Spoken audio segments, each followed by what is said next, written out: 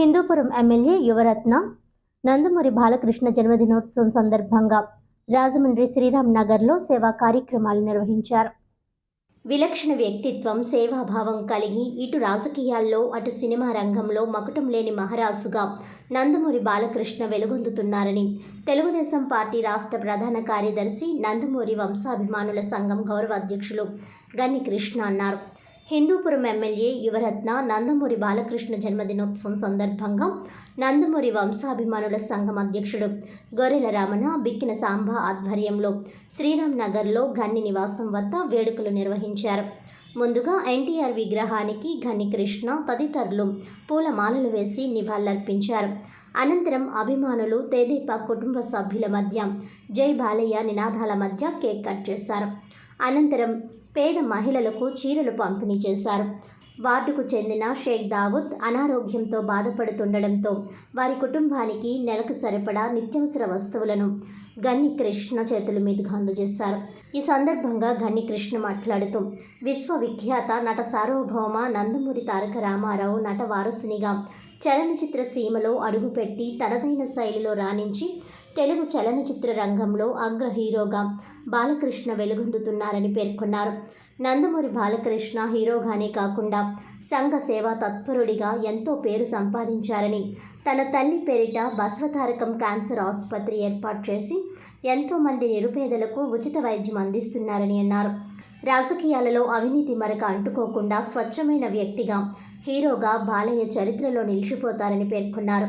విభిన్న పాత్రలతో అలరించే బాలకృష్ణ రాబోయే రోజుల్లో అభిమానులను, తెలుగు ప్రేక్షకులను మరింత అలరించాలని ఆకాంక్షించారు. అఖండ 2 టీజర్ చాలా అద్భుతంగా ఉందని అన్నారు. గన్ని కృష్ణ అల్లుడు ఎన్ఆర్ఐ చుండ్రు సతీష్ మాట్లాడుతూ బాలకృష్ణ సినిమాలలోనే హీరో కాదని, నిజ జీవితంలో కూడా ఆయన చేసే సేవా కార్యక్రమాల ద్వారా హీరోగా నిలుస్తూనే ఉన్నారని అన్నారు. ఈ సందర్భంగా ఎంసెట్ ఫలితాలలో 13 ర్యాంకును సాధించిన బాలయ్య అభిమాని కుమారుడు పవన్ తనై గన్ని అభినందించారు.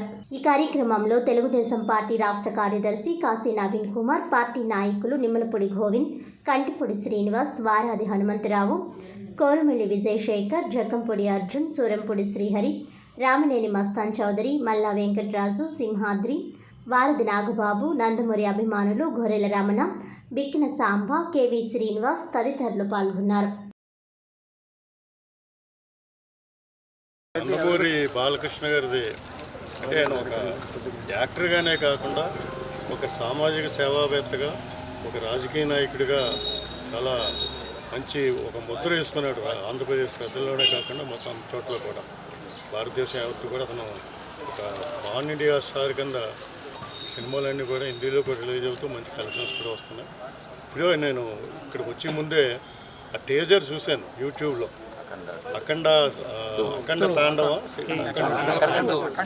అది చాలా ఒక ఎమోషనల్గా చాలా గొప్పగా ఉంది. డెఫినెట్గా ఫస్ట్ అఖండ సినిమా ఎలా వచ్చిందో దాన్ని మించి సక్సెస్ అవుతుందని చెప్పి మనస్ఫూర్తిగా నేను ఒక అభిమానిగానే కాకుండా ఒక మొత్తం ఆంధ్రప్రదేశ్లో అందరి తరఫున కూడా, ఎందుకంటే కేవలం బాలకృష్ణ గారు అంటే ఒక యాంగిల్లోనే చూస్తారు. ఆయన చాలా కోపం, చాలా కొట్టేస్తారు, తిట్టేస్తారని చెప్పేసి. కానీ అతను చేసే సేవా కార్యక్రమాలు చూస్తుంటే మర్చిపోతుంది.